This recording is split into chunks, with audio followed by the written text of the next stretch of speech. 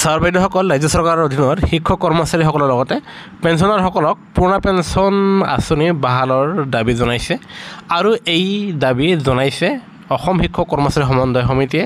আৰু তেখেতসকলে সকলোৰে কাৰণে যে পুৰণা পেঞ্চন ব্যৱস্থাৰ বাহালৰ দাবী জনাইছে সেই বিষয়ে আমি আপোনালোকক ক'ম। ভিডিঅ'টো সম্পূৰ্ণ চাব।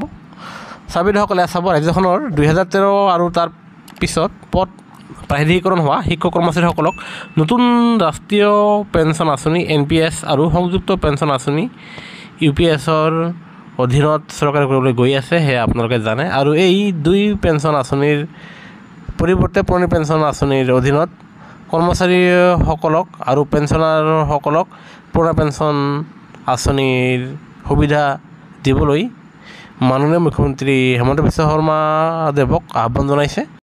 অতি গুৰুত্বপূৰ্ণ কথাটো হ'ল 2013 চনত বিদ্যালয়সমূহৰ শিক্ষক কৰ্মচাৰীৰ ওপৰত প্ৰাধিকৰণ সময়ৰ পূৰ্বৰ বিদ্যালয় পৰিচালনা সমিতিয়ে নিযুক্তি দিয়া তাৰিখ, কৰ্মত যোগদানৰ তাৰিখ চৰকাৰীভাৱে দিয়া নিযুক্তি পত্ৰত উল্লেখ কৰা হয়।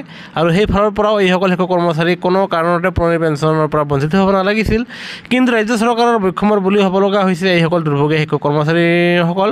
জনপ্ৰতিনিধিসকলে মাত্ৰ 5 বছৰৰ বাবে নিৰ্বাচিত হৈ পুৰণি পেঞ্চন লাভ কৰিব পাৰে, কিন্তু মানৱ সম্পদ সৃষ্টিত জড়িত থকা শিক্ষক কৰ্মচাৰীসকলে পুৰণি পেঞ্চন আঁচনিৰ পৰা বঞ্চিত হ'ব লাগে।